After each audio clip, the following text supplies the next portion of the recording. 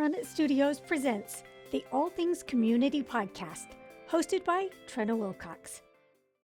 Welcome back to the All Things Community Podcast, brought to you by Run It Studios. I'm your host, Trina Wilcox, and we've got a guest that is returning, Jacob Brower. But now we're not talking about running. We're not talking about the What's Likely app. We're talking about your first book. So welcome. Yes. Thank you, Trina. Congratulations. So you did something that I feel like a lot of writers probably do. They've got a book done sitting over there waiting to be published, but then this other idea kind of tugs at their little mind and needs to be answered. So elaborate on how that happened for you. Yeah, next level procrastination. Yeah, so I had already completed a manuscript about a year and a half ago. The working title is "We Don't Control Our Thoughts: The Reason we buy, behave, and believe the way we do." And it kind of comes from a marketing standpoint, but it touches on some other things. And it had been, and there was just kind of a mental block there as far as getting it out. I was a journalist for 18 years, but for whatever reason, I never had a problem um, publishing journalism because in my mind, that didn't belong to me. That belonged to the community. Wow. So with the other book, it was kind of like, as long as it stays on my desktop, it's mine, which is kind of a weird way of looking at it. But so anyway, I finally pushed myself, and I even released a couple of chapters online. Got some good response, and I figured, okay, that's going to push me to publishing this book. And as I got started the process of the publishing process, the idea of September 10 hit me, and it just wouldn't leave me alone. And it was one of those things where, I'm sure every writer or any creative profession has gone through this, where you're, uh, you know, 2:30 in the morning, and you're, oh my goodness, I've got to write this down. And so you get up, and then so it like the idea wouldn't leave me alone. So yeah, that's kind of how that started. How long did it take you to start and finish the book? Uh, I Once you want to had the say, idea, like, did you so, start right away, or were you slow to start it? yeah, I don't know exactly, several months, which is kind of a compressed time frame. But it was one of the things that surprised me was um, the best parts of the book were the easiest ones to write. The Hmm. ones that you would think would be the hardest would be the easiest to write, because a lot of the character Jack McCune, a lot of his life experiences are based on mine. So a lot of it was lived experience, so it was easier to write. Um, what I found most difficult was the more mundane things that connected, those stories, and why they're relevant to who Jack McCune is on September 10, 2001. Um, which I figured it would be the other way. I figured the ordinary stuff would be the easiest, but it's been the most challenging part. Well, let's talk about that. The title, a lot of times you'll have a working title and then that change and evolves with the writing, but your title was pretty set in stone. Is that right? Yeah, exactly. Yeah, and it was. I got about a third of the way through when I realized, pardon me, when I realized that this was the 25th anniversary.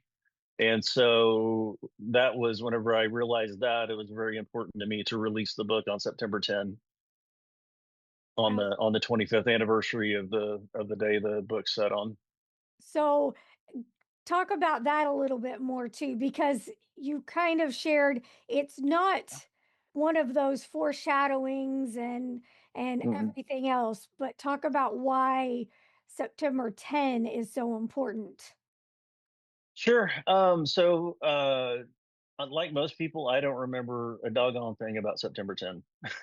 And I think that's kind of part of the beauty of it. And I don't want to get too philosophical here, but I think most people, when they look back on their lives, they're not taught, they're not thinking about, oh, this major thing that happens, and they do to an extent, but a lot of the happy parts of lives, the parts of life that makes you content, are just the normal ordinary days that seem ordinary at that point.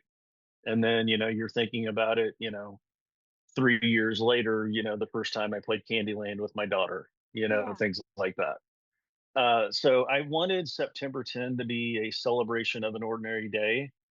And it's one of those days that I don't remember. I don't think many people remember much from September 10. So the concept of September 10 has always fascinated me.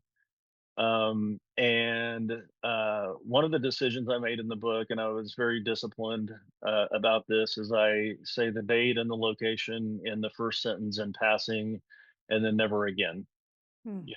After that, it's the reader can draw their own significance. After that, it's a normal. It's Monday. It's the office. It's work. It's family. It's home. Um, yeah, so it's just an ordinary day.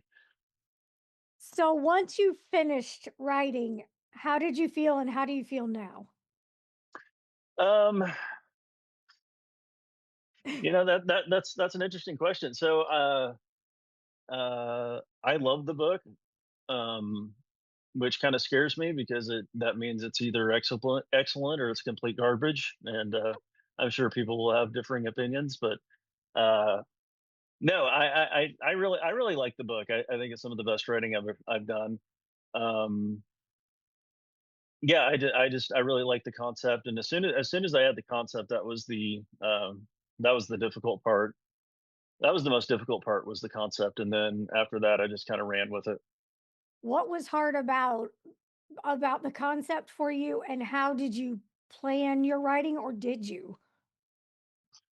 I didn't really plan it. So basically, I wish I had a better story to tell you, but generally, it's whenever I had something that I wanted to add to the book, like, you know, notes Yeah. up. Oh yeah, all right, let's Yeah. write that part down. Uh-huh. Yeah. So I think people like to envision, sitting at the typewriter with a pipe and ascot, and yeah, no, yeah, none of that happened. No.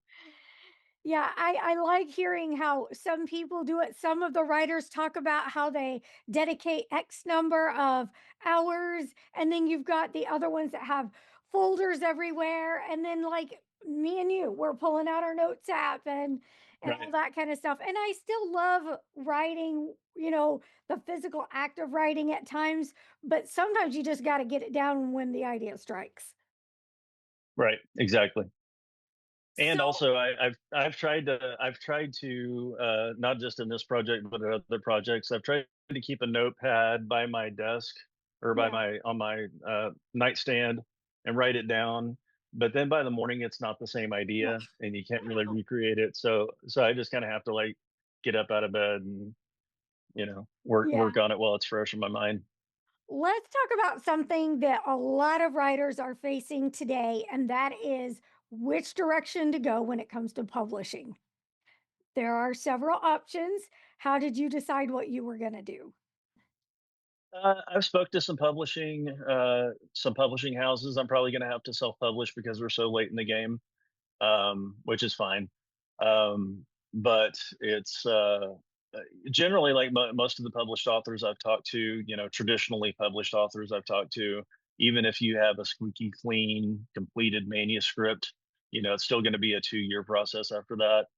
And I didn't want it to be, okay, we're going to release this on the, 27th anniversary. To me, that didn't make much sense. So, Right. um, and plus it's I don't know, we'll see how it works out.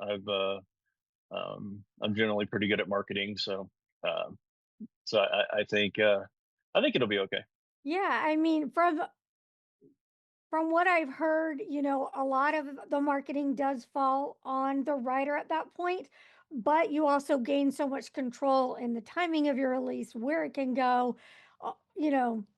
There's props to each side of it. So I think Yeah, it's nice we have options. yeah, and that's another thing I've is the I was kind of surprised with the lack of control of what a lot of traditional authors have. Yeah. And I'm a bit of a control freak. Yeah. Not a control freak, but if it's important to me, I'm gonna Yeah. I'm gonna fight for it. So Nothing's uh, wrong with I, that. I I wasn't ready to, as far as this concept, I wasn't ready to sign away any of my rights on like the title of the book or anything like that. Do you think you've got another book in you? Well, the one I already wrote. Right. Um, so I'll probably, I'm going to let this one breathe, and then we'll, probably the other one's not as timely, so I could probably go through the traditional publishing route, or at least try and see if those terms are favorable, and if so, put it out that way. If not, self-publish it in a couple of years. But I don't want it to be, I don't want my books to be, bam, bam, bam. I want it to be, um, yeah, I wanted to let each book give it a little bit of space to breathe. So you're launching your book at one more page here in Springfield, Missouri, for those Yes. that are watching or listening from another place. But if you're here, come and tell me a little more about that. Uh, I mean, it's a great little bookstore. It seemed like a great venue for it. It's one of the big things is parking. Uh, Parking is one of the things that I wasn't uh, didn't really consider whenever I was thinking about the book launch. So they have good parking. They have a great bookstore. Lorelei, she's fantastic to work with. So yeah, I think it's going to be a neat event. Good. All right. Anything else that I haven't thought to ask you? Like, where can we pre-order it? It can't be, not yet, Okay. but it should be available for pre-order on Amazon anytime in here pretty soon. Okay. And yeah, and also if you one other thing I wanted to mention is I know as far as the theme of the Run It, uh, there's actually a couple of different parts of the book that long distance running plays a big factor in. Yeah. It kind of builds and plays into his discipline and how he approaches things. And I think that's Right. interesting. And that now that was something else that you pulled from a little bit, yes or no? From my own life. Yeah. Yeah, yeah, Yeah. yeah, yeah. That of course, like some of the names and the name. I mean, the names are they're fictional people, but yeah, well, actually both, I guess both of those stories took place, happened with in my own personal life. And so yeah, those are the easiest ones to write. What were some of the hardest things to you? You mentioned filling in some of the daily tasks for the character and the storyline, but what were some of the other things that you felt like were more of a challenge and things that, were so easy? um Really, like I said, just the connecting pieces, the more mundane parts of September 10 itself. The beginning of the book was easy, because it was actually when I came up with the idea. The Actually, here I can read it verbatim. Sure. It said, okay, yes, it was September 10, 2001, and Jack McCune was hanging an abstract painting above the couch on the bare wall of his World Trade Center office. He tried to come up with an interesting story about the painting. There wasn't one. It was a rainy morning, and Jack tracked wet footprints onto the office door. Looking for a mop, he made the long elevator ride down to the basement. His quest ended when he noticed a painting leaning against a pillar, apparently abandoned by a former tenant. The colors matched his office. That was the entire reason it was hanging there now. The floor was still dirty. Uh, and the reason I came up with that as the beginning of the book is that's literally what I did that morning. It was rainy and muddy, and I tracked footprints into the office, and I go down to the, obviously, not the World Trade Center, but my office building here in downtown Springfield, and I went down to the basement, and oh, there's got to be a mop down here somewhere. Oh, a painting. So, Did uh, you did you have to keep I mean, I guess primarily Jack is the main character throughout here. Did you have to keep notes on what his profile, in other words, or did you pretty much have that ingrained in your mind? uh, Pretty much had it ingrained in my mind, simply because so much of Jack is me. Yeah. There's a lot of parts of Jack that aren't, he's his own person. It's not autobiographical, but so many parts are based on me. So that was pretty easy to keep track of. Yeah, and probably I would have to say the character that's based on my father, he steals probably most of the scenes that he's in. Mhm. Because his philosophy was, he's still with us, but his philosophy was act like you belong. And Oh, so okay. he got himself into some places that he probably shouldn't have gotten himself into. I remember as a kid, we got backstage at a Ricky Skaggs concert. We had no credentials, no reason to be there. He just kind of found a way to get back there and talk to Ricky Skaggs for a few minutes. And in the book, we have to everything's 25 years earlier, so we have to, so it's Charlie Pride in the book, not Ricky Skaggs. Okay. And the other one, probably one of the other stories that's one of the funniest ones that's actually also based in real life is I was accompanying him to the state capitol on some business. He used to run or I guess he still runs the tag office down in the Anderson, Missouri area. And we were at the Capitol on some business, and we're walking through the Capitol, and there's a reception going on in the speaker's office, and he just walks in like that was his destination the whole the whole time. Gets a piece of cake, gets some punch. We're talking to the legislators and the guests and everything else, and finish it up. And he shakes the speaker's hand and thanks him for his hospitality, and we leave. And to this day, we have no idea what was being celebrated. That's hilarious. That makes me think of like a Wedding Crashers or just that whole old adage, carry a clipboard and everybody will think you know what you're talking about and what you're doing. Right. So that's funny. That's really good. Well, it seems like you had a good time writing this book. Thanks for sharing it with us and come back for your next one. All right. Thank you so much, Jenna. Thank you. Have a good day. You too. You Bye can bye. find out more, link over to watch or listen on your preferred platform from runitstudios.com.